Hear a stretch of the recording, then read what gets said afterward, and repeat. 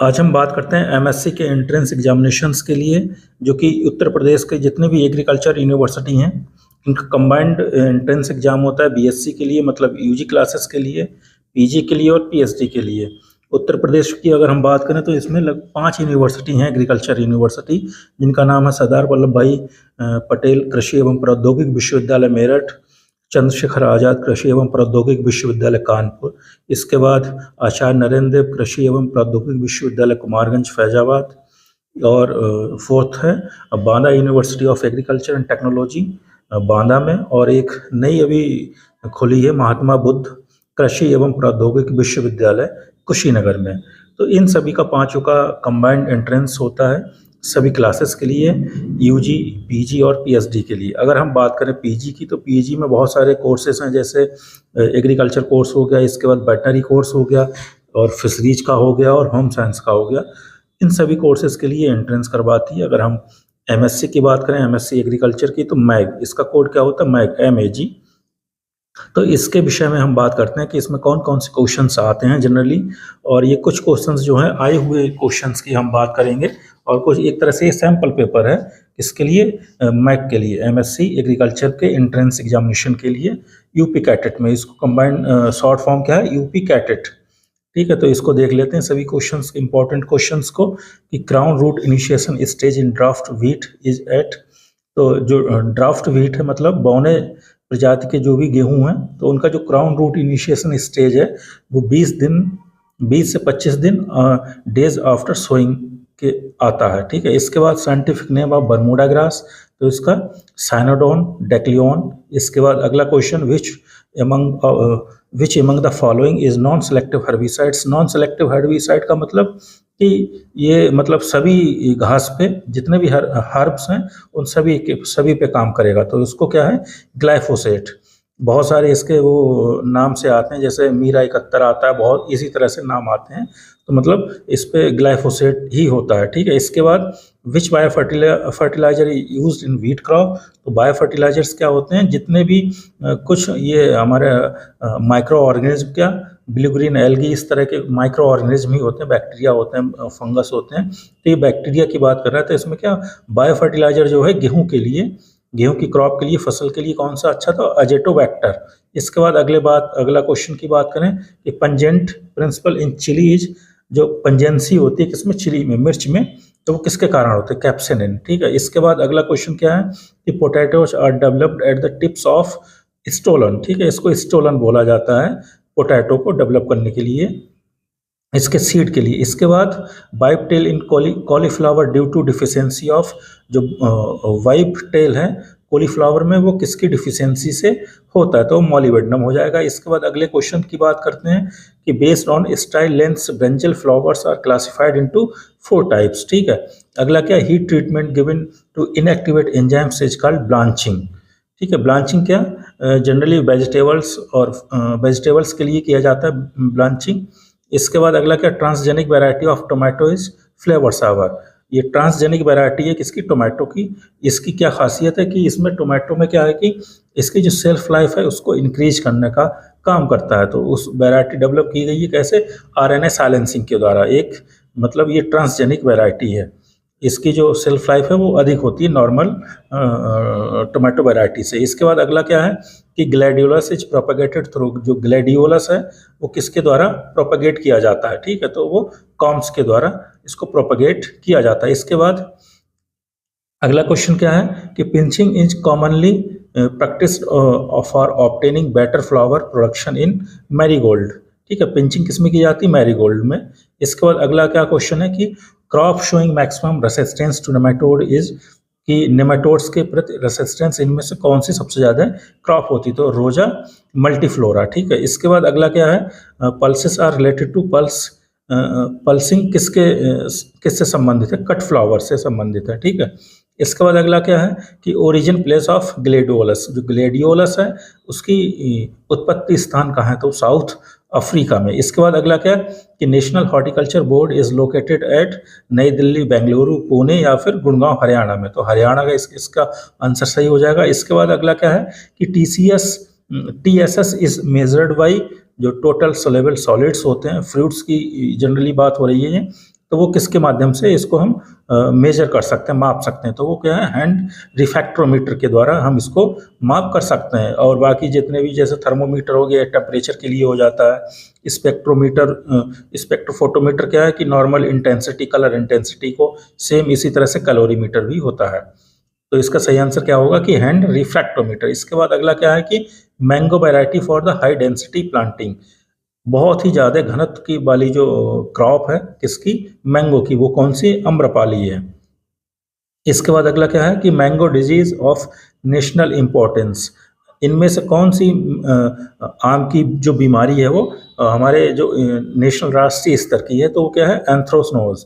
ठीक है, इसके बाद क्या है, गाइनोडाइसोसियस वैरायटी ऑफ पपाया। ठीक है, तो पूजा मजेस्टिक या पूजा डिलीशियस है, कोए 3 है, कोए 7 है, सूर्या है, ताइवान 786 है। तो ये सारी वैरायटी कैसी हैं पपाया की, गाइनोडाइसियस। इसके बाद अगला क्या है कि loose jacket citrus fruits are, इस नॉर्मल जो नागपुर का जो संतरा है वो कैसा, तो लूज जैकेट सिट्रस फ्रूट्स में आएगा।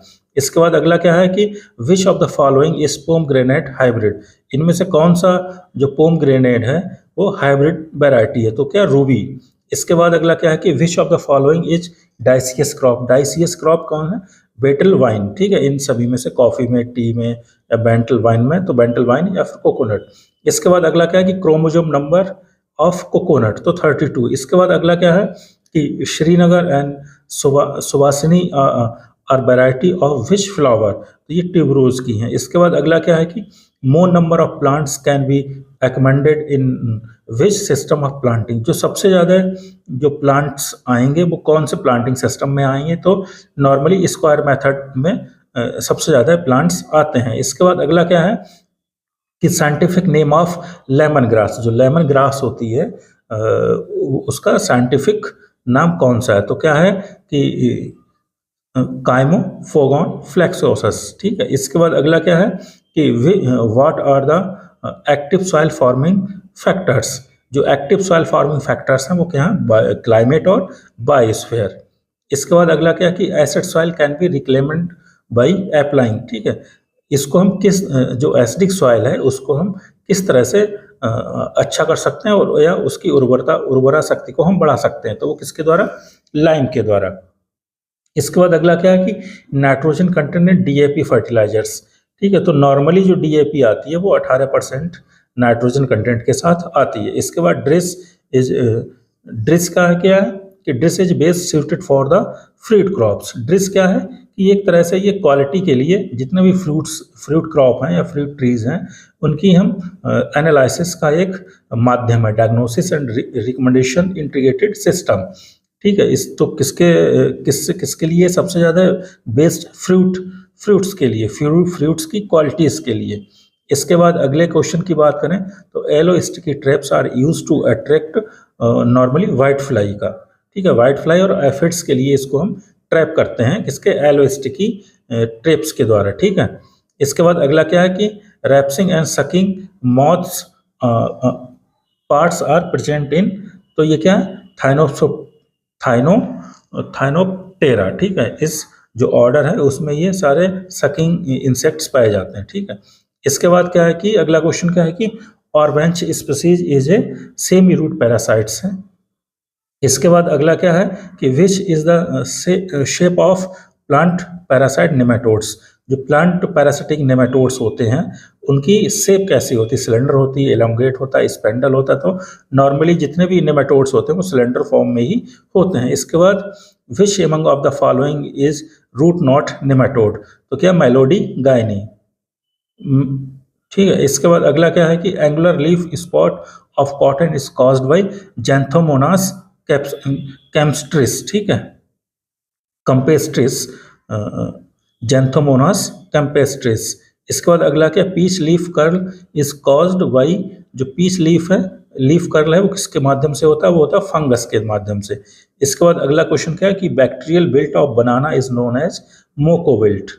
इसके बाद अगला क्या कि infective stage of reniform nematode, तो ये क्या है कि एक सेकेंड स्टेज होती है जिसको हम J2 बोलते हैं, जुवेलाइन 2। ठीक है, इसके बाद अगला क्या है कि the term nematology coined by the, अगर हम नेमेटोलॉजी टर्म की बात करें तो इस किसके द्वारा टर्म को क्वाइंड किया गया, तो ये एक साइंटिस्ट थे नाथम ए कॉब, ठीक है, कॉब COBB, जिन्होंने इसको फादर ऑफ नेमेटोलॉजी बोला जाता है। इसके बाद कि अपेडा का फंक्शन क्या है, ठीक है, तो अपेडा का फंक्शन क्या है कि ministry of commerce and industry के माध्यम से ये सारी जितनी भी पॉलिसी बनती है उसके माध्यम से ये काम करता है, ठीक है। अगर हम अपेडा की बात करें तो क्या होती है APEDA, the agriculture and processed food products export development authority, ठीक है। जितने भी हमारे प्रोसेस्ड फूड हैं, नॉर्मली जितने भी प्रोसेस्ड फूड होते हैं, जैसे हमारे वेजिटेबल्स या फिर फूड प्रोडक्ट्स जैसे फ्रूट्स हो गए या फिर जितने भी पैकेट वाले प्रोडक्ट होते हैं, वो सब एपेडा के माध्यम से ही एक्सपोर्ट की जाते हैं, ठीक है। इसके बाद अगला क्या है, the following is not true for solar street light, ठीक है। इनमें से सोलर स्ट्रीट लाइट के लिए कौन सा सही नहीं है, तो क्या है, इनिशियल इन्वेस्टमेंट इज लो, तो इनिशियल इन्वेस्टमेंट क्या है, हमारा जितनी भी सोलर लाइट सिस्टम है, सोलर सिस्टम है, तो उसमें सबसे ज़्यादा इनिशियल ही इन्वेस्टमेंट होता है, इसके बाद बहुत कम होता है उसमें इन्वेस्टमेंट। इसके बाद अगला क्वेश्चन क्या है, the following is not A renewable energy source, renewable energy source कौन सा नहीं है, नवीनीकृत जो ऊर्जा के सोर्स हैं वो कौन सा नहीं, तो इसमें क्या, fossil fuel energy, fossil fuel क्या होते हैं, जैसे हमारा पेट्रोल डीजल हो गया, ये सब क्या है, फॉसिल फ्यूल्स हैं, ये नॉन रिन्यूएबल है, ठीक है। इसके बाद अगला क्या है, the sowing equipment which can ensure proper inter as well as intra row spacing of crop is known as seed drill, ठीक है। इसके बाद अगला क्या है, the reciprocating motion of the piston into rotary motion of the flywheel is converted by the crankshaft के द्वारा। Crankshaft के द्वारा क्या होता है कि रेसिप्रोकेटिंग मोशन को हम पिस्टन इनटू जो रोटेटिंग मोशन है उसको हम फ्लाईव्हील के माध्यम से कन्वर्ट करते हैं। इसके बाद अगला क्या है, the following is a primary tillage implement, ठीक है, मोल्ड वुड प्लाव जिसको बोलते हैं। इसके बाद अगला क्वेश्चन क्या है कि the following is not A size of reduction equipment, किसका साइज को हम छोटा नहीं कर सकते हैं, उसको रिड्यूस नहीं किया जा सकता है, तो क्या है, विनोवर्स।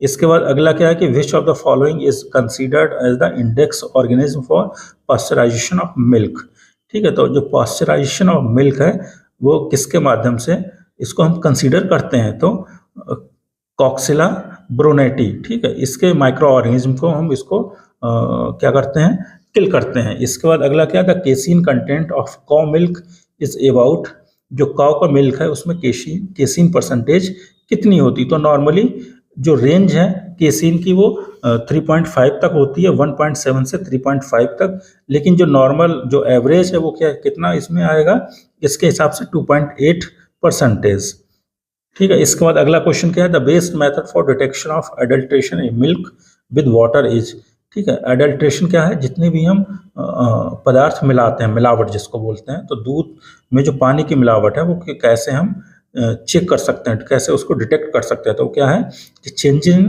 चेंजिंग इन लैक्टोमीटर रीडिंग, जो लैक्टोमीटर है उसकी रीडिंग चेंज हो जाती है। इसके बाद अगला क्या है, काराकुल इज ब्रीड ऑफ, काराकुल किसकी ब्रीड है, शीप की, भेड़ की है। इसके बाद crib biting is a vice of horse. इसके बाद अगला क्वेश्चन क्या है, the number of isomers of glucose is 16, जो ग्लूकोज के आइसोमर हैं वो कितने होते हैं, 16 होते हैं। अगर हम इस मैग की बात करें तो मैग में बहुत सारे सब्जेक्ट्स होते हैं, उन सभी सब्जेक्ट्स से जैसे हमारा जेनेटिक्स एंड प्लांट ब्रीडिंग हो गया, एग्रोनॉमी हो गया, हॉर्टिकल्चर हो गया, एक्सटेंशन हो गया, सॉइल साइंस हो गया, entomology, agriculture engineering, plant physiology, ठीक है, एनिमल हस्बेंड्री। इसके बाद अगला क्या है, agriculture economics, agriculture biochemistry, seed technology, soil conservation, ठीक है, स्टैटिक्स। इसके बाद बायोटेक्नोलॉजी और फॉरेस्ट्री। इन सभी 16 सब्जेक्ट से विभिन्न मतलब नॉर्मली क्या हॉर्टिकल्चर हो गए, एग्रोनॉमी के हो गए, तो इनमें 15, 25 और इस तरह से क्वेश्चंस आते हैं इस मैक के एग्जाम में। मतलब एमएससी की जो एंट्रेंस एग्जामिनेशन है एग्रीकल्चर के लिए यूपी कैटेट में, वो लगभग 16 सब्जेक्ट से आते हैं और लगभग ये 200 क्वेश्चंस होते हैं, ठीक है। इसके अतिरिक्त 25 क्वेश्चंस किसके होते हैं, जनरल नॉलेज के। तो इसके बाद हम अगले अगले क्वेश्चन की बात करें तो वो क्या है, glycolysis is regulated by, glycolysis है वो किसके माध्यम से हम रेगुलेट कर सकते हैं, तो हेक्सोकाइनेज एक एंजाइम है जो ग्लूकोज को जो ग्लूकोज होता है उसको फ्रक्टोज में कन्वर्ट करने का काम करता है, ठीक है। फास्फोफ्रक्टोकाइनेज भी होता है, इसके बाद पायरुवेट काइनेज भी होता है, ऑल ऑफ दीज। तो इसमें से सभी जितने भी एंजाइम्स हैं ये तीनों एंजाइम्स क्या करते हैं, ग्लाइकोलाइसिस को रेगुलेट करते हैं, ठीक है। इसके बाद अगर हम इसमें सबसे ज़्यादा इम्पोर्टेंट एंजाइम की बात करें वो कौन सा था, फास्फोफ्रक्टोकाइनेज, लेकिन इसका आंसर क्या होगा, सभी, ठीक है। अगला क्वेश्चन क्या है, the time isolation is followed in paddy, ठीक है। टाइम आइसोलेशन किसमें फॉलो किया जाता है, पैडी में। इसके बाद अगला क्या है, which of the following is not an essential criteria for variety registration, जब हम किसी नई वैरायटी को रिलीज करते हैं तो उसको हम किस तरह से रजिस्ट्रेशन करवाते हैं, तो इसमें कौन सा नहीं क्राइटेरिया है, तो इंडस्ट्रियल एप्लीकेशन इसका कोई भी क्राइटेरिया नहीं है, नोवेलिटी होनी चाहिए, डिस्टिंक्टिवनेस होनी चाहिए, यूनिफॉर्मिटी होनी चाहिए, ठीक है, लेकिन इंडस्ट्रियल एप्लीकेशन का कोई भी क्राइटेरिया इसका नहीं है। इसके बाद अगला क्या है कि genetic purity of A variety can be tested through, जो जेनेटिक प्योरिटी है वो ग्रो आउट टेस्ट के माध्यम से हम उसको क्या कर सकते हैं, टेस्ट कर सकते हैं। इसके बाद अगला क्या है, azo blue colour is tag is used for the, जो एजो ब्लू कलर है वो किस तरह के सीड के लिए हम टैग के माध्यम से यूज करते हैं, तो वो कौन सा है, सर्टिफाइड सीड्स में एजो ब्लू टैग हम यूज करते हैं। इसके बाद अगला क्या है कि T test is used for the quick viability test. इसके बाद अगला क्या है, in universal soil loss equation what does K stands, जो के है वो उसको हम इस जो फार्मूला है उसमें किसको डिनोट करते हैं, तो इरोडेबिलिटी फैक्टर को हम के माध्यम से डिनोट करते हैं। इसके बाद अगला क्या है कि saltation is a type of bend halogen, saltation क्या है कि बेंड एरोजन एक टाइप होता है। इसके बाद अगला क्या है, pulses are deficient in methionine, जो सल्फर कंटेनिंग अमीनो एसिड्स होता है तो वो पल्सेस में नहीं पाया जाता है या कम पाया जाता है। इसके बाद अगला क्वेश्चन क्या है कि beta oxidation of fatty acid requires all the following coenzyme except, ठीक है, बीटा ऑक्सीडेशन है फैटी एसिड्स का, तो इसमें कौन सा एंजाइम पार्टिसिपेट नहीं करता है, तो वो कौन सा हो जाएगा, NADP। इसके बाद ये एक तरह से कोएंजाइम होता है, ठीक है। अगला क्या है कि an enzyme promotes a chemical reaction, enzyme जो है वो किस तरह की केमिकल रिएक्शंस को प्रमोट करना है, तो lowering the energy of activation, the first codon can be translated of mRNA is AUG, जो AUG है ये मिथ्योनिन को एनकोड करता है और ये इनिशिएशन कोडॉन होता है, ठीक है, प्रोटीन ट्रांसलेशन का। इसके बाद अगला क्या है कि synthesis of all higher terpenoids proceed by formation, जो जितने भी टर्पिनॉइड्स हैं उसकी किस तरह से फॉर्मेशन होती, तो सभी जिरेनाइल फॉस्फेट हो जाएगा, ठीक है, या फिर जिरेनाइल पायरोफॉस्फेट या फिर फ्रेसनाइल पायरोफॉस्फेट, ये सभी उसमें पार्टिसिपेट करते हैं। इसके बाद अगला क्वेश्चन क्या है कि biological role of phenols in plant, जितने भी सेकेंडरी मेटाबोलाइट्स होते हैं उनका प्लांट में क्या रोल है, तो क्या है, release of suppression of growth hormones को भी ये रिलीज करता है, UV screens to protect, normal क्या होता है, जितने भी प्रोटेक्शन की मैकेनिज्म होती है तो सभी प्रोटेक्शन मैकेनिज्म को ये रेगुलेट करने का काम करता है, कंट्रोल करता है, ठीक है, या अपना प्रोटेक्शन करने का काम करते हैं सेकेंडरी मेटाबोलाइट्स। तो इसी तरह से अगर फिनोल्स हो गए या फिर टर्पिनॉइड्स हो गए, ये सब क्या है, सेकेंडरी मेटाबोलाइट्स हैं और ये इनका काम क्या होता है, डिफेंस का काम होता है। इसके बाद अगला क्या है कि most effective mutagen to induce mutation in mitochondrial gene, तो MMS, ठीक है। MMS का मतलब क्या होता है कि ये जितने भी हमारे मिथाइल मीथेन सल्फोनेट, ठीक है, ये क्या होता है, म्यूटाजन हो जाएगा माइटोकॉन्ड्रियल जीन का, ठीक है। इसके बाद अगला क्या है, पेलियोट्रॉफी इज जनरली कंफ्यूज्ड विद, पेलियोट्रॉफी है वो किसके माध्यम से कंफ्यूज किया जाता है, लिंकेज और पेलियोट्रॉफी क्या है, लगभग सेम चीज होती है, ठीक है, ये आपस में कंफ्यूजन करते हैं। अगला क्या है कि PET first cytoplasm is popularly known in sunflower, में इसको सबसे ज़्यादा पॉपुलर किया जाता है, नाम किया जाता है, ठीक है। इसके बाद अगला क्या है, who is known as father of hybrid rice, जो हाइब्रिड राइस है, हाइब्रिड राइस जो पैडी है उसको उसके फादर कौन है, तो योंग लॉन्गपिंग, ठीक है, ये अभी शायद जल्दी में ये एक्सपायर हुए। इसके बाद अगला क्या है कि haploid lines can be produced by, जो इतनी भी हैप्लॉइड लाइंस हैं वो किसके माध्यम से हम उसको प्रोड्यूस कर सकते हैं, टिश्यू कल्चर के माध्यम से भी प्रोड्यूस कर सकते हैं, एंथर कल्चर के माध्यम से भी कर सकते हैं, और इंटरवैराइटल हाइब्रिडाइजेशन के माध्यम से भी हम उसको प्रोड्यूस या कर सकते हैं, ठीक है। अगला क्या है, the term heterosis was given by the, जो हेट्रोसिस है वो किस साइंटिस्ट ने दी थी, ठीक है, जो शुल ने इसको डेवलप किया था या इन्वेंट किया था। इसके बाद अगला क्या, which is not a part of central dogma, जो central dogma of molecular biology है तो उसमें से इनमें से कौन सा पार्ट उसका नहीं होता, तो क्या है, राइबोसोम। इसके बाद अगला क्वेश्चन क्या है कि DNA structure was proposed by, जो डीएनए की स्ट्रक्चर है वो किसने प्रपोज की थी, तो क्या था, वॉटसन एंड क्रिक ने इसको सबसे पहले प्रपोज किया था। कौन सी, double helix model of DNA या फिर बी फॉर्म ऑफ डीएनए। इसके बाद अगला क्वेश्चन क्या है कि how many linkage groups are found in rice crop, तो 12 लिंकेजेस में पाए जाते हैं। इसके बाद actual use of term extension originated in England. इसके बाद अगला क्या कि basic philosophy of extension education is to teach people is how to think, ठीक है, जो व्यक्तियों की जो सोचने की क्षमता है वो किस तरह से सोचते हैं, तो ये बेसिक फिलॉसफी किसकी है, एक्सटेंशन की। इसके बाद अगला क्या है कि ये यूनिट ऑफ टू और more people in reciprocal communication and interaction with each other is, group में जितने भी इंटरेक्शन होगा वो सबसे ज़्यादा रेसिप्रोकल होता है, ठीक है। इसके बाद अगला क्या है, the coefficient of variance is defined as, जो कोफिशिएंट वेरिएंस है वो किसके माध्यम से हम इसको डिफाइन करते हैं, ठीक है। तो कोफिशिएंट वेरिएंस क्या है कि इसका CV is equal to SD upon mean into 100, ठीक है, इसके माध्यम से हम इसको कैलकुलेट करते हैं कोफिशिएंट ऑफ वेरिएंस वेरिएशन को, ठीक है। इसके बाद अगला क्वेश्चन क्या है, ये hypothesis which is tested for the possible rejection under the assumption that is true, तो null hypothesis इसका आंसर हो जाएगा। इसके बाद अगला क्या है, the level of significance is the probability of the type first error, ठीक है, टाइप फर्स्ट एरर के माध्यम से ये क्या सिग्निफिकेंस प्रोबेबिलिटी होती है, ठीक है। इसके बाद जो अगला क्वेश्चन है वो क्या है कि equality of two population variance can be tested by F test के माध्यम से हम इस वेरिएंस को टेस्ट कर सकते हैं। इसके बाद calculate the standard deviation for the following data, जो 5 है, 8 है, 7, 11, 9, 10, 8, 2, 4 और 6, इसका हम क्या SD निकालना है। तो SD निकालने का फॉर्मूला क्या होता है कि सबसे पहले हम इन सभी संख्याओं का सम निकालेंगे।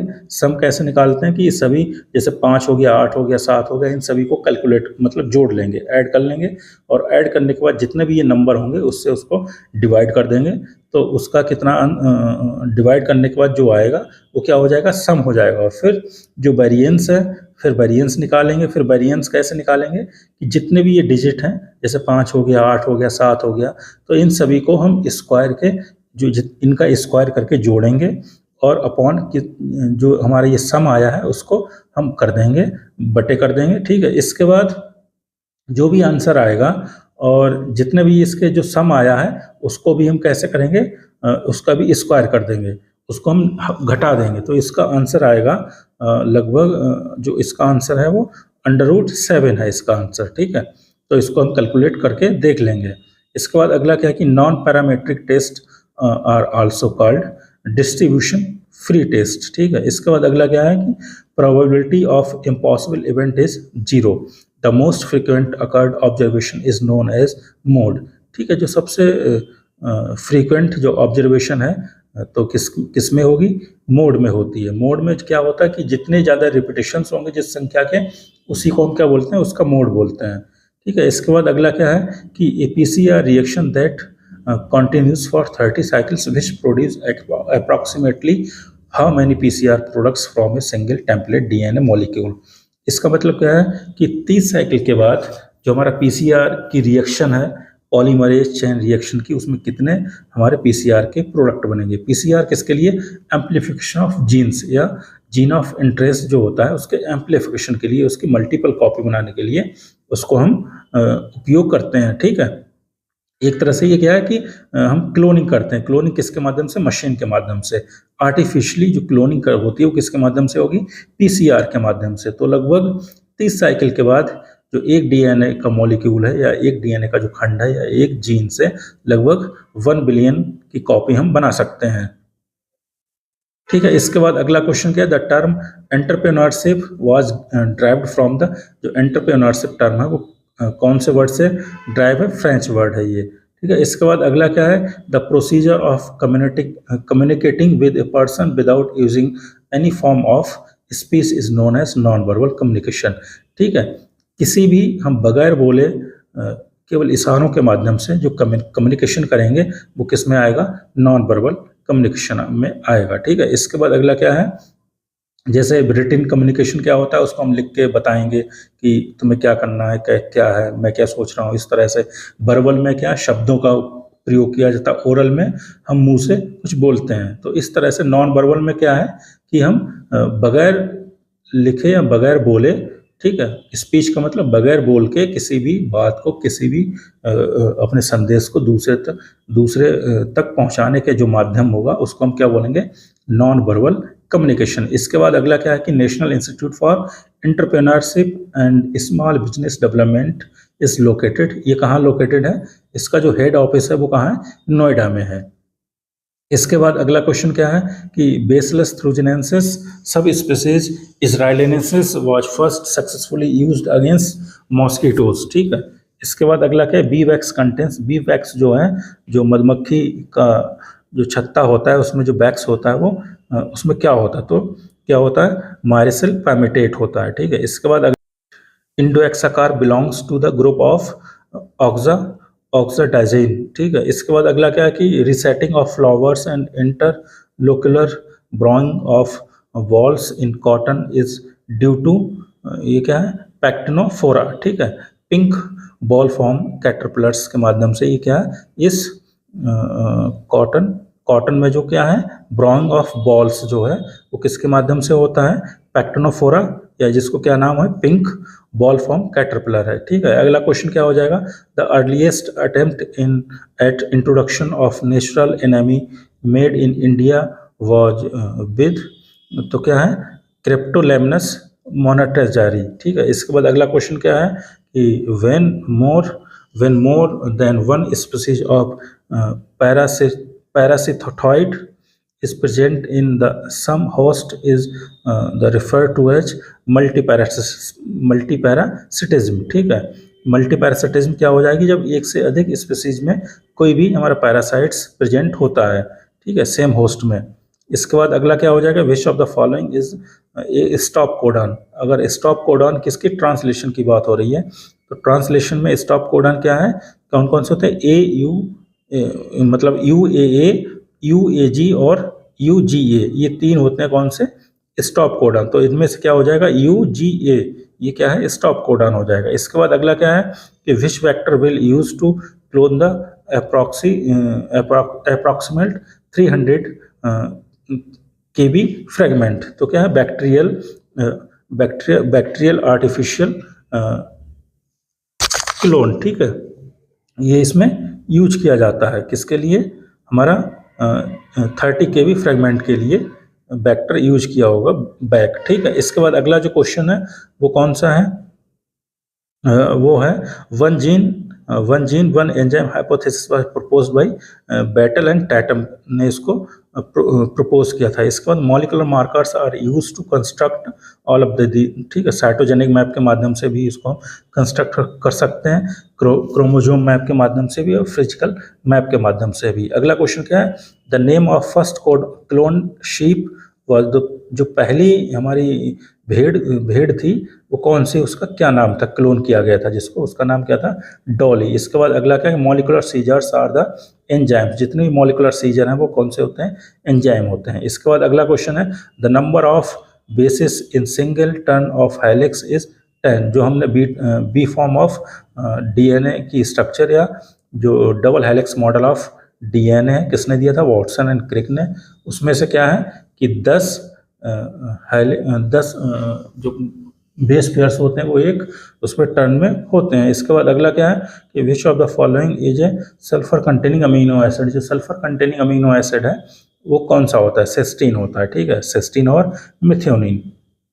इसके बाद अगला क्वेश्चन क्या है कि बीटी स्टैंड्स फॉर, जो बीटी है उसकी फुल फॉर्म क्या है, तो बेसिलस थ्रूजेनेसिस है, ठीक है, ये बैक्टीरिया होता है। इसके बाद अगला क्या, who is known as the father of tissue culture, tissue culture का कौन फादर है, तो क्या है, हैवर्लैंड। इसके बाद अगला क्वेश्चन क्या है, which enzyme will be useful for preparing DNA fragment for the ligation, तो क्या है कि टी फॉर पॉलीन्यूक्लियोटाइड काइनेज। इसके बाद अगला क्वेश्चन क्या है कि ए copy of DNA sequence that contains detectable level is called, जो डिटेक्टेबल डीएनए है, डीएनए की सीक्वेंस है, उसमें हम किसके माध्यम से उसको डिटेक्ट करते हैं, तो किसके माध्यम से डिटेक्ट करते हैं, प्रोब्स के माध्यम से किसी भी डीएनए सीक्वेंस को हम डिटेक्ट कर सकते हैं, उसको पहचान सकते हैं, ठीक है। इसके बाद ये रेडियो लेवल्ड होते हैं, जितने भी प्रोब्स होते हैं वो कैसे होते हैं, रेडियो लेवल्ड होते हैं। इसके बाद अगला क्या है, the seed control order was issued in the year 1983। इसके बाद अगला क्वेश्चन क्या है, current meter is use for the measuring, जो करंट मीटर है वो क्या मेजर करता है, तो मेजरमेंट बैलिसिटी, बैलिसिटी को वो मेजर करता है। इसके बाद अगला क्वेश्चन है, in which type of drip filter element is made of grouped plastic dishes, तो क्या डिस्क फिल्टर हो जाएगा। इसके बाद अगला क्या है कि प्रोपेलर जो पंप होता है वो किसके लिए यूज किया जाता है, तो क्या है लो हेड हाई डिस्चार्ज के लिए। इसके बाद अगला क्या है कि reticulum occupies about 80% of total stomach, ठीक है, जो पेट होता है उसका लगभग 80% कौन सा भाग होता है, रेटिकुलम का होता है। इसके बाद अगला क्या कि moisture percentage in good silage must be, जो साइलेज होता है जो पशुओं के लिए चारा होता है जिसको हम प्रिजर्व करते हैं, तो उसमें मॉइस्चर कितना परसेंट होना चाहिए, लगभग 60 से 70% उसमें मॉइस्चर होना चाहिए साइलेज में। इसके बाद अगला क्या है कि which one of the following molecule stores biological energy, तो क्या है वो स्टार्च के माध्यम से होती है, ठीक है। फॉस्फोलिपिड भी एक लिपिड है, सेलुलोज एक कार्बोहाइड्रेट है, कोलेजन क्या है एक तरह की प्रोटीन है। तो एनर्जी किस में होगी, स्टार्च में होगी, बाकी फास्फोलिपिड में होगी, लेकिन वो क्या है कि हम सिग्नलिंग और उसके मेम्ब्रेन्स में पार्टिसिपेट करता है। स्टार्च ही एक एनर्जी किसकी स्टोर रहती है इसमें स्टार्च के रूप में प्लांट्स में। अगर हम एनिमल्स की बात करें तो उसमें ग्लाइकोजन के रूप में एनर्जी स्टोर रहती है। इसके बाद अगला क्वेश्चन क्या है, the primary precursor of indoleacetic acid is tryptophan. इसके बाद अगला क्वेश्चन क्या हो जाएगा, cultivation of mulberry plant is called the moriculture. Moriculture किसे बोलते हैं, मुलबेरी के प्लांट को कल्टीवेशन के लिए। इसके बाद अगला हो जाएगा, which of the following has hypogeal germination. Hypogeal germination किस में पाया जाता है, राइस में या पैडी में। इसके बाद अगला क्या है कि authority which promoted organic agriculture in India. जो ऑर्गेनिक एग्रीकल्चर है वो कौन सी जो संस्था है उसको प्रमोट करती है, तो कौन सी करती है, अपेडा। CSIR ये क्या होती है कि ये जितने भी हमारे साइंटिफिक रिसर्च होती है उससे related council of scientific and industrial research से संबंधित होती है। CSIR, ICR एग्रीकल्चर से, और UGC यूनिवर्सिटी ग्रांट कमीशन। तो जो ऑर्गेनिक एग्रीकल्चर का प्रमोशन है वो किससे, अपेडा से संबंधित है। इसके बाद अगला क्या है कि cultivation species of rice out of identified 21 species is, ठीक है, जो 21 कल्टीवेटेड स्पीसीज हैं उसमें से कौन सी एक स्पीसीज को हम क्या करते हैं, सेलेक्ट करते हैं, आइडेंटिफाई करेंगे, ठीक है, ओराइजा सटाइवा और ओराइजा ग्लेब्रेमा, ठीक है, दोनों को इसमें दोनों का आंसर होगा, बोथ का। इसके बाद अगला क्या, third layer of atmosphere is called the mesosphere, ठीक है, जो थर्ड लेयर है किसकी, एटमॉस्फेयर की, उसको क्या बोलते हैं हम, मीसोस्फेयर, ठीक है। जो पहली लेयर है उसको क्या बोलते हैं, ट्रोपोस्फेयर, जो लगभग 12 किलोमीटर तक होती है। इसके बाद स्ट्रेप्टोस्फेयर होती है जो 49 किलोमीटर तक होती है। इसके बाद थर्ड लेयर कौन सी होती है, मीसोस्फेयर, जो लगभग 85 किलोमीटर तक होती है। इसके बाद क्या होती है, थर्मोस्फेयर, जो हम 700 किलोमीटर तक इसका रेंज होती है। और सबसे लास्ट में कौन सी होती है, एक्जोस्फेयर, जो लगभग 700 किलोमीटर से अधिक की डिस्टेंस पे होती है। तो थर्ड लेयर इसने पूछा, तो थर्ड लेयर में क्या हो जाएगा, मीसोस्फेयर। इसके बाद अगला क्या है कि about 71% of earth surface is covered by the water, ठीक है, जो अर्थ की सरफेस है वो लगभग 71% किससे कवर्ड है, पानी से, ठीक है। इसके बाद अगला क्या है कि प्राइमिंग इज रिलेटेड विद, जो प्राइमिंग है, प्राइमिंग की प्रोसेस है वो किससे संबंधित है, ठीक है, राइस और मेज दोनों से संबंधित प्राइमिंग होता है।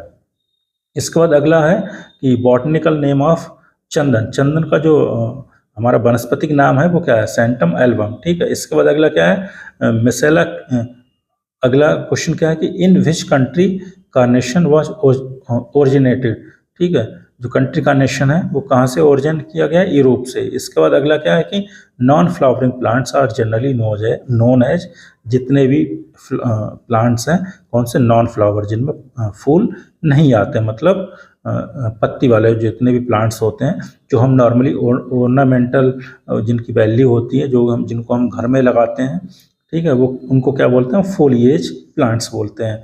क्रीपर्स क्या होते हैं, जो जिनमें लताएं चढ़ने वाले जितनी बेल होती हैं, ठीक है, ट्री मोटे मोटे होते हैं, शर्ब्स छोटे मोटे शाख होते हैं। तो फोलियोज कैसे होती है, केवल लीव्स होती हैं, जो नॉर्मली हम ऑर्नामेंटल वैल्यू के लिए इनको हम घरों में लगाते हैं। इसके बाद अगला क्वेश्चन हो जाएगा, under which style Mughal garden comes, जो मुगल गार्डन है उसका कौन सा स्टाइल है, तो फॉर्मल स्टाइल है उसका, ठीक है। इसके बाद fruit ripening hormone is ethylene, ठीक है। इथाइलिन क्या है कि फ्रूट, जो फलों को पकाने वाला हार्मोन है वो कौन सा है, इथाइलिन है। इसके बाद अगला क्या हो जाएगा, cucurbits are a group of tropical vegetable having a, जितने भी कुकरबिट्स हैं वो किस ग्रुप में, उनकी जो रूट सिस्टम होता है वो कैसा होता है, ठीक है, तो उसमें कैसी रूट होती है, टेप रूट होती है। इसके बाद अगला क्या है कि पार्थेनोकार्पिक फ्रूट्स आर, जितने भी पार्थेनोकार्पिक फ्रूट हैं उनकी क्या खासियत होती है, वो सीडलेस होते हैं, ठीक है। पार्थेनोकार्पी ही सीडलेस फ्रूट्स को प्रोड्यूस करने की एक टेक्निक है। इसके बाद अगला क्या, mutation can be done by treatment of with, ठीक है, म्यूटेशन किसके माध्यम से किया जाता है, तो वो क्या, अल्ट्रावायलेट रेज के माध्यम से हम म्यूटेशन कर सकते हैं जीन्स में, ठीक है। अगला क्या है, विच ऑर्गेनाइजेशन है prepared model project on development of floriculture, ठीक है। फ्लोरिकल्चर का जो मॉडल प्रोजेक्ट है वो किसने डेवलप किया था, तो NHB। इसके बाद अगले हम क्वेश्चन की बात करें तो कौन सा क्वेश्चन है कि जो ट्रोनिया फोब्रेनेरी इज बॉटनिकल नेम ऑफ बिस वोन फ्लावर का बॉटनिकल नेम है ये, ठीक है। इसके बाद अगला क्या कि which one of the following is not the ornamental shrub, ठीक है। मैंगीफेरा इंडिका क्या है, ये एक तरह से हम फ्रूट ट्री है, ठीक है, ये ऑर्नामेंटल, इसकी वैल्यू नहीं होती है। इसके बाद अगला क्या है कि the rate of chemical reaction is approximately double for the each 18 degree centigrade rise is temperature as, 18 degree centigrade जो टेम्परेचर है वो इंक्रीज किया जाता है किसमें, सेंटीग्रेड में, ठीक है। तो उस प्रोसेस को क्या बोला जाता है, बर्नट ऑफ लॉ। साइंटिस्ट का नाम है, उन्हीं के नाम पे इसको हम ये एक नियम दिया गया है, ठीक है। इसके बाद अगला क्या है कि storage is generally done at which of the following temperature, जो स्टोरेज है वो कौन से टेम्परेचर पर नॉर्मली किया जाता है, तो कौन सा ऑप्टिमम टेम्परेचर, ये बहुत कम लो टेम्परेचर होता है, ठीक है। इसके बाद अगला क्वेश्चन क्या है कि पूसा चंद्रमा इज ए वैरायटी ऑफ, जो पूसा चंद्रमा है वो किसकी वैरायटी है, किसकी है, रेडिश की, टर्निप की, ठीक है। इसके बाद अगला क्या है कि biologically most common form of DNA is BDNA, BDNA normally cells में पाया जाता है। इसके बाद जो कि वॉटसन क्रिक ने दिया था। इसके बाद अगला क्या है कि part of plant used for tissue cutting is called, जो टिश्यू कटिंग जो प्लांट्स होता है, ठीक है, वो अगर हम टिश्यू कल्चर की बात करते हैं, ठीक है, तो टिश्यू कल्चर में क्या होता है कि हम नए प्लांट को बनाते हैं किसी की वेजिटेटिव पार्ट से, ठीक है। तो एक्स प्लांट किसे बोलते हैं कि जो हम प्लांट का पार्ट यूज करते हैं एक नए पौधे को बनाने के लिए, तो उसको हम बोलते हैं एक्स प्लांट, मतलब उसकी जो सेल्स हैं वो हम एक्स प्लांट से लेते हैं। इसके बाद अगला क्या है, अगर हम इसकी बात करें जैसे कैलस हो गया, ठीक है, कैलस क्या होता है कि एक तरह से अनडिफ्रेंशिएशन सेल्स का ग्रुप हो जाएगा, ठीक है। इसके बाद अगला क्वेश्चन क्या हो जाएगा कि which one of the following is not storage carbohydrates, ठीक है। हमने क्या बात करी थी इसमें कि स्टोरेज कार्बोहाइड्रेट इनमें से कौन सा नहीं है। स्टार्च का क्या था कि स्टार्च ये हमने बताया था प्लांट्स में स्टोरेज रहता है, ग्लाइकोजन एनिमल्स में स्टोर रहता है। इसके बाद एमाइलोपेक्टिन भी एक तरह का पॉलीसैकेराइड है, ये भी हम स्टोर इसको कर सकते हैं। और इसके बाद एमाइलेज क्या है, एक एंजाइम है।